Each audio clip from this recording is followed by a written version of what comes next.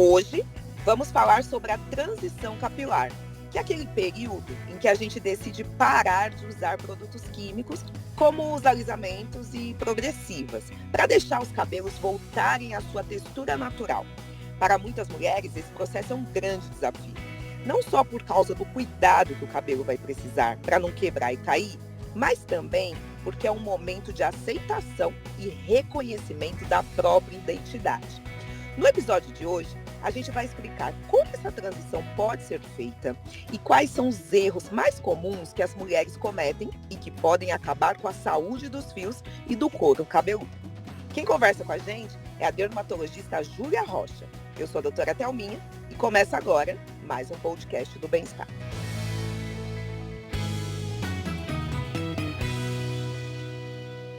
Doutora Júlia, seja bem-vinda.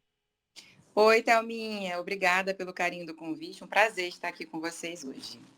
Prazer o nosso. Vamos começar explicando quais são os riscos do uso das químicas para a nossa saúde.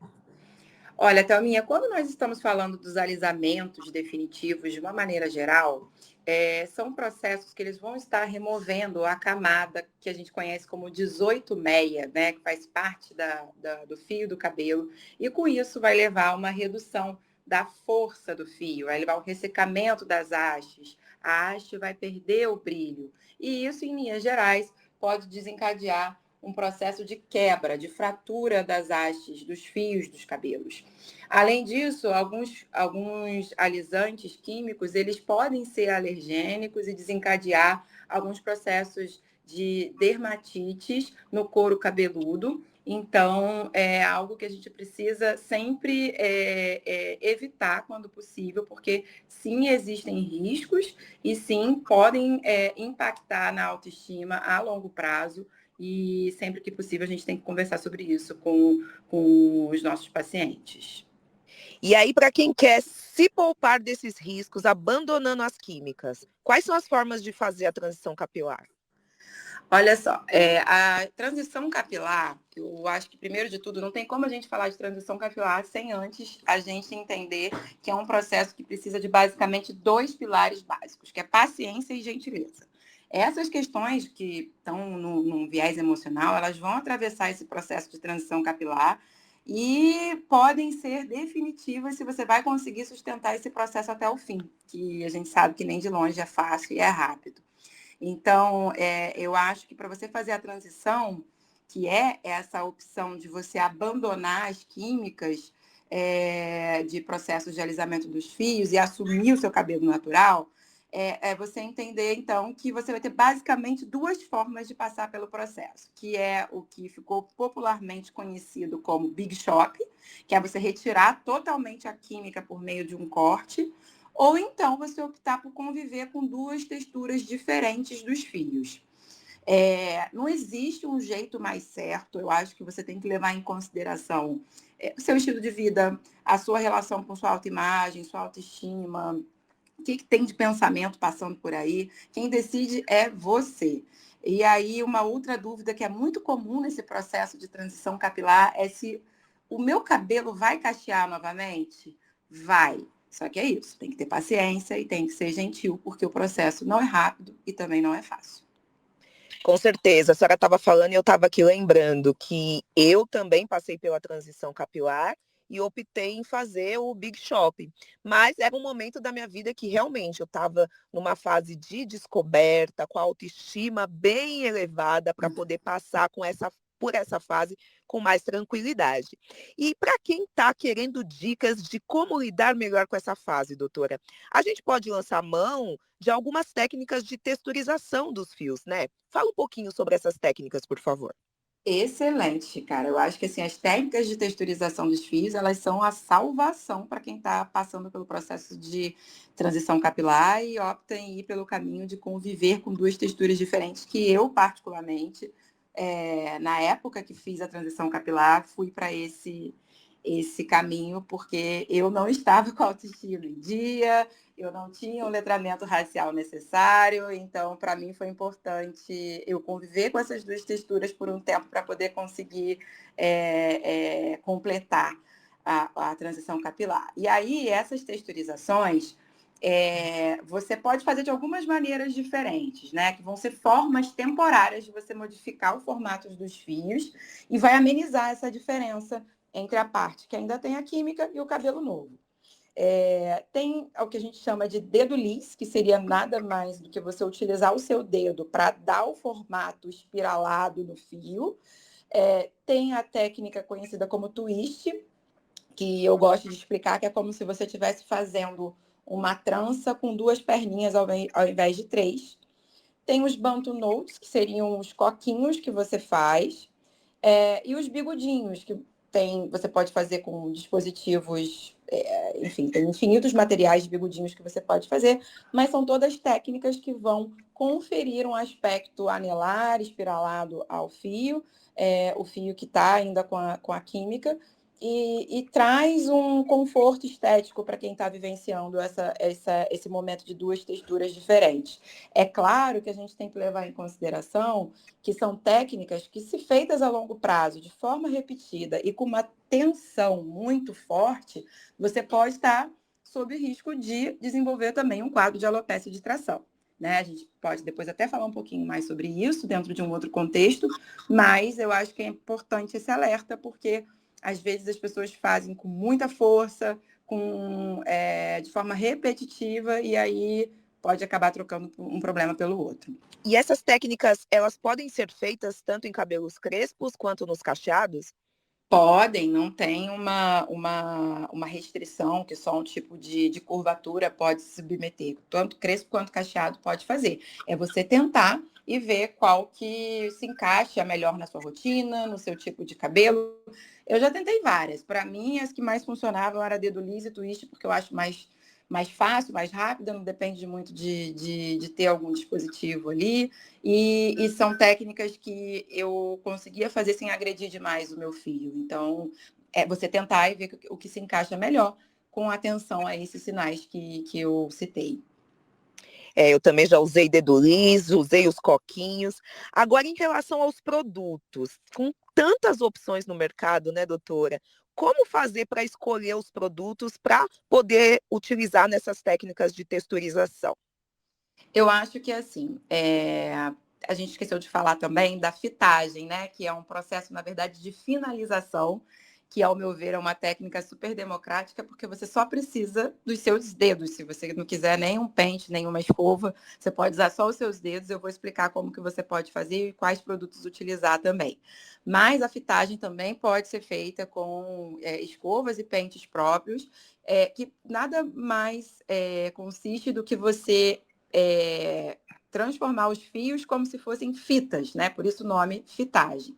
E aí, na medida que você vai separando em fitinhas, você vai enluvando os fios com cremes de pentear ou leave-ins, e na medida que você desembaraça e passa os cremes, aí você, no final, aplica um produto modelador de cacho, que pode ser um gel, uma gelatina, um mousse. Existem diversas apresentações e, mais uma vez, reforço a necessidade de você experimentar e ver o que vai se adequar à sua curvatura, estilo de vida, budget financeiro, porque variam muito dos mais baratos aos mais caros, com diferenças em diferentes entregas, né? Mas você usando esses modeladores de cacho, eles conseguem te ajudar a manter o cacho com um formato mais cacheado, mais espiralado por mais tempo. E após a utilização do creme de pentear, leave-in ou esses outros produtos que a gente coloca dentro dessa categoria dos modeladores de cacho, eu sugiro você usar uma toalha de algodão ou de microfibra.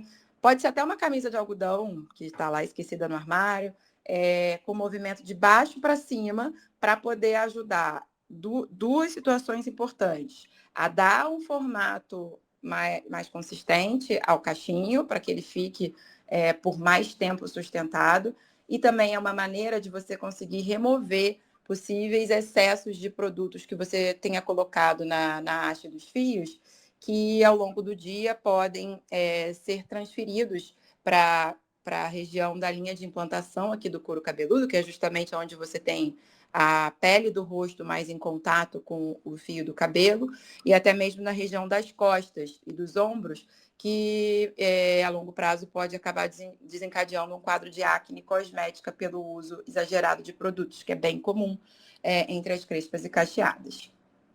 Mas não é legal passar grandes quantidades de creme diretamente na raiz do cabelo, né, doutora? Por quê? Exatamente. Não é legal por alguns motivos. Eu gosto sempre de orientar que toda vez que você for usar algum creme condicionante, seja ele condicionador, máscara, leave-in, que você dê pelo menos uns 3 dedinhos da raiz para começar a enluvar os fios.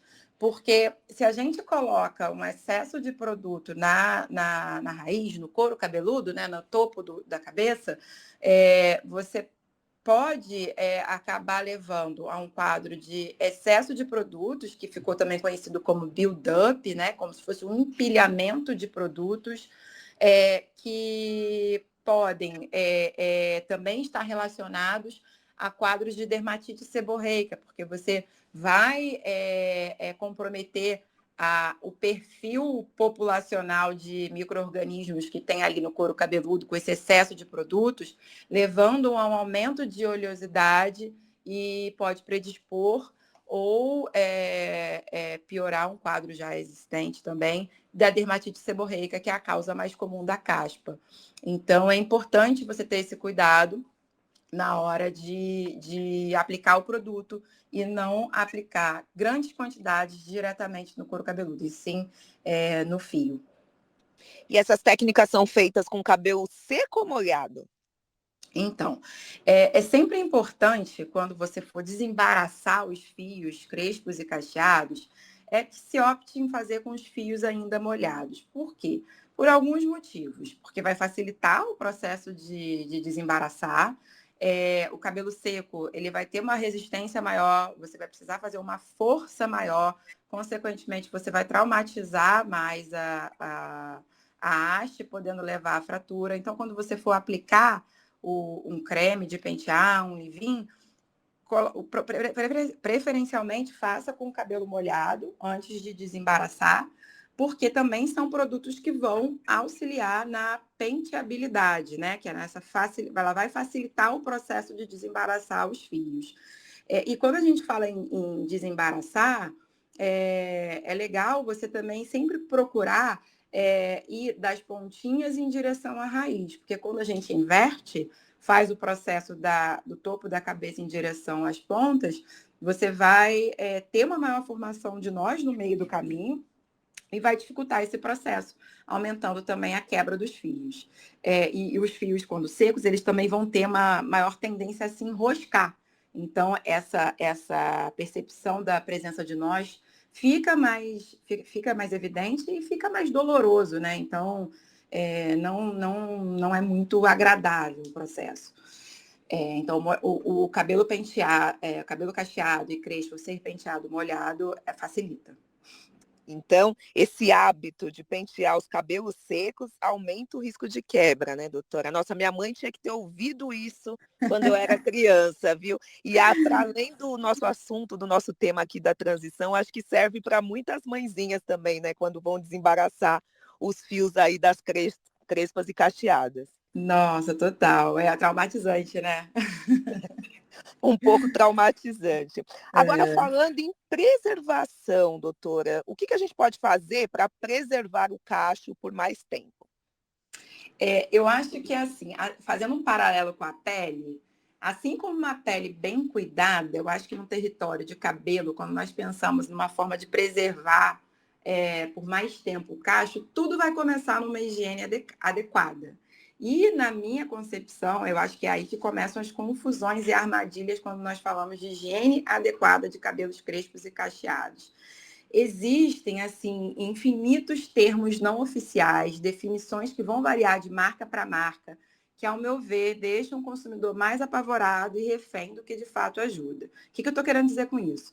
É muito comum, por exemplo, na comunidade das crespas e cacheadas, a gente reproduzir termos como sulfatos, que sulfatos são vilões e que devem ser evitados, porque se você usar, os seus cachos vão sumir, todo o seu esforço não vai fazer mais sentido algum, enfim, vira um vilão e ninguém quer saber de sulfato. E quando as crespas e cacheadas dentro dessa comunidade falam de sulfato, elas estão querendo se referir, em sua maioria das vezes, ao uso de um nome meio feio, assim, né? Mas só para vocês saberem que é lauril sulfato de sódio, que seria um surfactante com uma capacidade de fazer uma limpeza muito profunda. Então, seria uma técnica de lavagem que não iria preservar essa oleosidade natural do cabelo, visto que tem assim, um poder de remoção de sujeira, tanto as externas quanto a oleosidade natural do cabelo muito grande. Ah, Júlia, então eu não posso usar nenhum tipo de sulfato, já que meu cabelo é crespo. Não tem problema algum se você eventualmente precisar usar um shampoo com esses ditos sulfatos, e também não tem problema nenhum você alternar um shampoo que possa fazer uma limpeza mais branda com um shampoo com poder de limpeza mais forte. Seus cachos, eles vão poder ser mantidos, não tem problema, muito pelo contrário. Então, assim, por exemplo, vou dar um exemplo, uma pessoa que faz muita atividade física ou está muito exposta ao ambiente de poluição, ou por algum motivo tem um cabelo que suja muito, não tem problema nenhum você eventualmente estar usando ali um shampoo que tem essa performance de limpeza maior.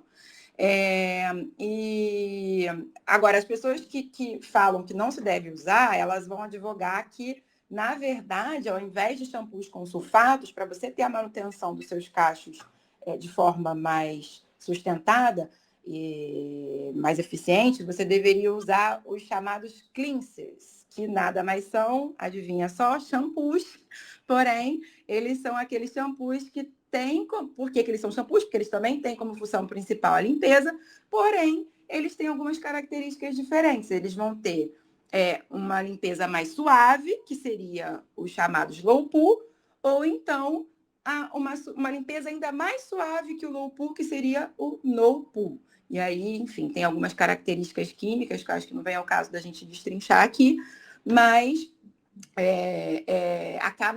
acabam sendo técnicas preferidas dentro da comunidade das crespas e cacheadas, mas às custas muito de um marketing muito agressivo, que não é para ser feito dessa forma, não tem um vilão. Ele pode ser usado, a questão é como usar, né? E poderia acabar por aí, mas também tem, dentro dessa linha da manutenção dos cachos, o que a gente chama de co-wash, que seriam, na verdade, os condicionadores limpantes, que eles trazem na sua formulação ativos químicos que vão ter um efeito mais condicionante e um poder de limpeza menor. Então, eles também seriam muito queridos entre a boa parte das crespas e cacheadas. Agora, todo mundo se dá bem com essas técnicas? Só porque você é crespo e cacheada, você é obrigada a fazer essas técnicas? Não. Tem gente que não se dá bem. Então, por exemplo, se você é uma cacheada que tem uma raiz mais oleosa, ou uma crespa ou uma cacheada que tem um excesso de resíduo, você não vai conseguir limpar adequadamente o seu cabelo, o seu couro cabeludo, com um co-wash ou um low poo e um no poo que não tenha tanto poder de detergência assim. Então, você pode aumentar uma dermatite seborreica, você pode aumentar uma oleosidade do couro cabeludo, podendo transferir, por exemplo, para o rosto, levando ao aparecimento de acne. Bom, fiz esse briefing aí dessa parte da primeira etapa das lavagens, mas eu acho que causa muito confusão, por isso que eu fiz questão de trazer, e implica numa manutenção do cacho, que sem sombra de dúvidas, claro que os shampoos com menor detergência, eles vão trazerem um sensorial de ressecamento menor, né? Então, é por isso que eles são muito bem aceitos entre as crespas e cacheadas. E aí, quando a gente fala em manutenção, também não adianta nada você só higienizar, mas você tem que garantir um bom desembaraço dos fios, e essas técnicas que a gente conversou, com o uso de escovas e pentes com dentes largos, eles também vão auxiliar no bom desembaraço, e na formação dos cachos e logo numa manutenção desses cachos também. E aí entra mais uma vez a fitagem capilar como uma estrela aí que se destaca, no meu ver, que logo depois do desembaraçar, você vai estar esse formato dos fios em fitas que vão ajudar a manter os cachinhos ali por mais tempo. Também é importante você não dormir de cabelo molhado, porque aí você no outro dia não vai ter o day after, que também ficou conhecido no glossário das crespas e cacheadas, né? Porque quando você está com o cabelo molhado, há uma grande probabilidade do seu cabelo acordar amassado e sem os cachinhos do jeito que você gostaria que estivesse. E também o que ficou muito conhecido, que faz muito sentido, é o uso da fronha ou touca de cetim, porque ela vai reduzir o atrito do fio. E aí, além de evitar que surjam aqueles nozinhos, que algumas pessoas chamam de nó de fada, enfim, tem vários nomes para isso, elas vão evitar também que os cachinhos desmancham e que surjam frizz, que para algumas pessoas pode ser indesejado, para outras não. Uma outra técnica que eu gosto também para ajudar a manter o cacho é você fazer, quando você for dormir, um coquinho abacaxi, um rabinho abacaxi, mais soltinho, sem tensionar muito, que ele também vai ajudar no outro dia os cachos estarem ali mais definidos. Acho que essas aqui seriam as dicas essenciais assim dessa manutenção dos cachos. Muitas dicas maravilhosas. O coque abacaxi para a gente reforçar é quando você coloca, né, seu crespo, seu cacheado todo ali para cima. E de tudo que a senhora falou, doutora, eu estava aqui pensando que é muito legal a gente entender que nem tudo que funciona para o outro necessariamente vai funcionar para a gente, né? Eu mesma já saí experimentando várias dessas possibilidades, tanto de higiene como dos produtos para texturizar. Mas já falamos aqui, então, do Big Shop, já falamos, então, das opções de texturização. Muitas mulheres, elas acabam optando por fazer essa transição usando as tranças. É uma boa opção e por quê? É verdade, Thelminha, é muito comum. Infelizmente, é uma combinação perigosa, porque a gente tem alguns estudos que mostram, inclusive, que quando a gente combina um cabelo que é quimicamente tratado com a aplicação de tranças, extensões, como o mega hair, por exemplo, ou penteados muito apertados, a gente aumenta o risco da alopécia por tração. E aumenta consideravelmente. Então, eu sei que quando a gente fala de tranças, a gente está falando em outro território, né? A gente está falando de algo que muitas vezes a gente não consegue alcançar, porque tem uma conexão ancestral, tem uma conexão com a autoestima, mas é também preciso reforçar sobre a possibilidade do surgimento de uma alopecia de tração, porque muitas vezes, quando você faz a trança nesse contexto de transição capilar, não vai ser uma trança que você vai ficar por pouco tempo. A transição demora. Então, se você sai da transição diretamente para o uso ininterrupto da trança, provavelmente você estará trocando um problema pelo outro. E aí, muitas pessoas falam assim, trança o cabelo, que isso vai acelerar o crescimento. Eu já ouvi isso várias vezes. Isso é mito ou verdade, doutora? Ai, obrigada por você trazer essa pergunta, Thelminha. Muito frequente entre as nossas pacientes, essa dúvida, né, de que se você usar a trança vai fortalecer. Gente, a trança, ela não tem o poder de fortalecer e tampouco de acelerar o crescimento do cabelo. A gente sabe que velocidade de crescimento de fio é geneticamente determinado, tem um nome para isso. Quem determina o quanto o seu cabelo vai crescer é o que nós chamamos de fase anágena do fio, e isso a trança não tem o poder de alterar, isso é geneticamente determinado. Então, se a sua finalidade é usar a trança para crescer, sinto muito, não vai ser por aí. E para fortalecer, menos ainda. Perfeito, doutora. E existe um tempo que as pessoas possam ficar com a trança para não prejudicar o cabelo? Pergunta de milhões essa, né?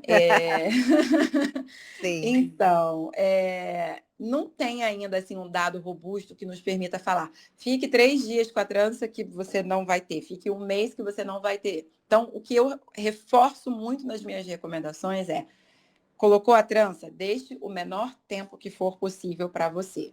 Mesmo que a praticidade, que é inquestionável, lógico que é muito prático, e que sua autoestima esteja 100% com o uso das tranças, tente ficar o menor tempo possível. Então, assim, se você vai viajar, você quer mudar o visual para uma festa, uma foto, vai fazer algum trabalho que envolva uma mudança de visual, ou enfim, não interessa a justificativa, né? Você quer usar a trança? Usa e assim que possível, tire. Porque quanto menor o tempo de trança, menor será o risco de alopécia de tração também.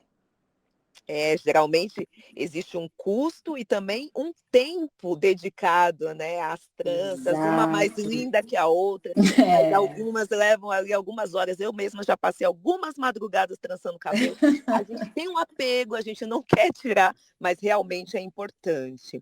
E na hora de trançar, durante essas horas que a gente passa trançando, tem muita gente que acaba apertando e aí sente dor no couro cabeludo depois de colocar. Isso não pode, né, doutora? Não pode, Thelminha. Eu gostei muito disso que você falou em relação ao apego das tranças, né? Porque é isso, existe um investimento ali, né, emocional, financeiro, enfim, que você quer ficar o maior tempo possível. Mas, gente, existem alguns sinais que a gente precisa estar atento e dor é um deles. Um outro ponto que eu acho importante é que quanto mais frágil, menor for a densidade dos seus fios e quanto a maior tensão do penteado, maior vai ser a probabilidade do desenvolvimento de uma alopécia de tração. Então, você também prestar atenção no tipo de extensão que está sendo usado, o tipo de cabelo, se tem alguma condição prévia ali no couro cabeludo ou na haste da pessoa que está sendo submetida à trança, também podem ser fatores determinantes para abrir ou não um quadro de alopécia de tração. Além da dor, quando a gente vai pensar numa fase inicial, que também pode ser chamada de fase aguda da alopécia de tração, ficar atenta a uma presença de bolinhas, como se fossem espinhas, bolinhas com pus, isso é muito comum acontecer logo após a aplicação da trança, um desconforto muito intenso, dor de cabeça, presença de vermelhidão, descamação. Esses são os sinais de que a tração está em excesso e caracterizam essa fase inicial da alopécia de tração. E assim, é exatamente nesse estágio, que muitas vezes é ignorado, essa fase inicial, que nós temos a maior oportunidade de ter um diagnóstico correto e de receber o tratamento correto.